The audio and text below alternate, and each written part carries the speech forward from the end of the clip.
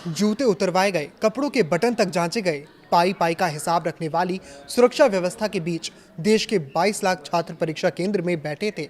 लेकिन उन्हें क्या पता था कि जिस सिस्टम पर वो भरोसा कर रहे थे उसकी रीढ़ की हड्डी पहले ही टूट चुकी थी।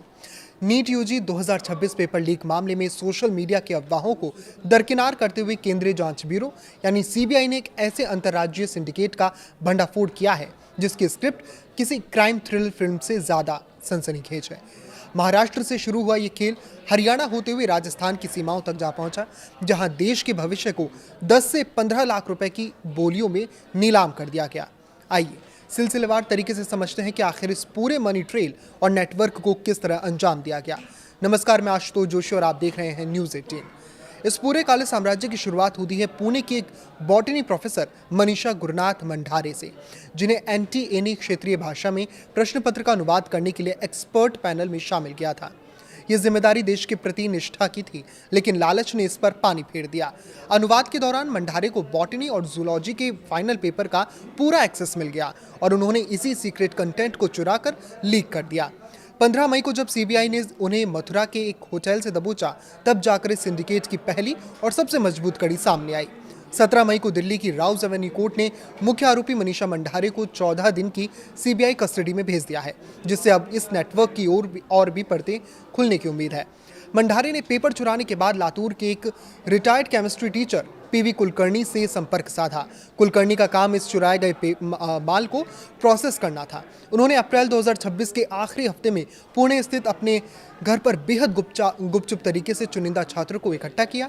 यहाँ मोबाइल फोन दूर रखकर छात्रों को केमिस्ट्री और बायोलॉजी के प्रश्न और उनके सटीक उत्तर हाथ से लिखकर रटवाए गए ताकि कोई डिजिटल सबूत पीछे न छूटे। लेकिन इतने बड़े खेल को बड़े पैमाने पर चलाने के लिए रसूखदार खरीदारों और एजेंटों की फौज चाहिए थी, और यहीं पर एंट्री होती है मनीषा संजय वाघमारे की।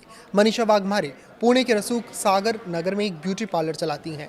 दिलचस्प बात यह है कि 2 साल पहले वो अपनी ही बेटी का नीट क्लियर कराने के चक्कर में पेपर लीक माफिया के जाल में फंसकर लाखों रुपए गंवा चुकी थी। लेकिन नुकसान की भरपाई करने के लिए उन्होंने खुद को इसी दलदल में झोंक दिया और इस नेटवर्क की मुख्य डीलर बन गई। उन्होंने अपने ब्यूटी पार्लर के सोशल नेटवर्क और कस्टमर बेस का इस्तेमाल करके ऐसे अमीर माता पिता को ढूंढना शुरू किया जो अपने बच्चों के डॉक्टर बनने के सपने के लिए 10 लाख की मोटी रकम चुकाने के लिए भी तैयार थे। इस काम को आगे बढ़ाने के लिए उन्होंने अपने पुराने दोस्त और आयुर्वेद डॉक्टर धनंजय लोखंडे को भी इस सिंडिकेट में शामिल कर लिया।